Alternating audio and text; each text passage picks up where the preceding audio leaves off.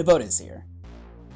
If you've seen part 1 of this series, you already know how I've sort of justified the volume I'm using to allocate space inside of the Elite Dangerous space planes. Unless you're really into Elite Dangerous, it might not be your kind of thing, but I will leave a link to the video that explains how I made the system at the end of this video, as I intend to use the same system for each of the space planes, but had a leg up on the Sidewinder and decided to go ahead and put at least one ship together. So here it is, the interior of a Sidewinder according to Neb. This is Modularity ED, in lieu of Elite Feet, Sidewinder Edition.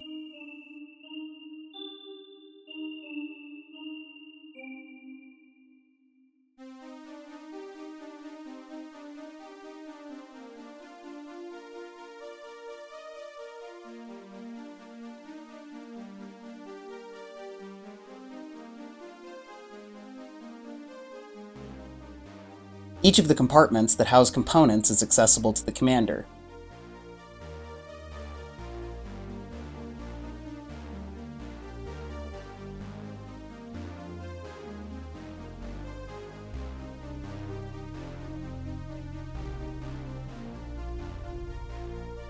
The bay of the ship is accessible from the commander's quarters, and the ship's mess can be reached through the bay.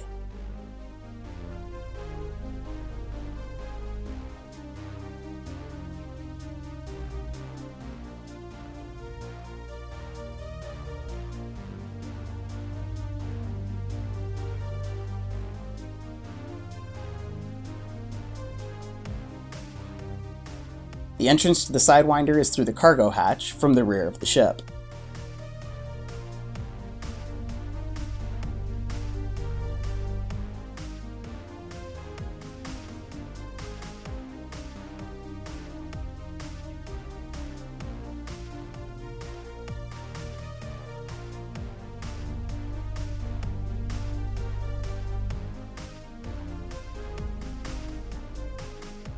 The bay is arranged so, regardless how the bay is equipped, the SRB and cargo pods can be moved to and from the cargo hatch.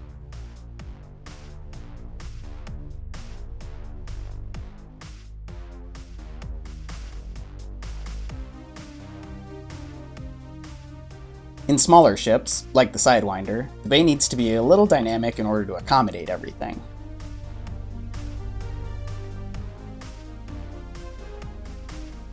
If we cut away the ceiling, the top deck looks like this. I've decided to use ladders instead of lifts, as the Sidewinder doesn't have a lot of extra space, and having to choose one or the other, ladders seemed more practical.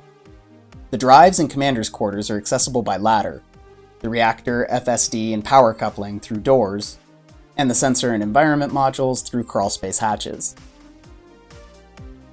The bottom deck is primarily bay.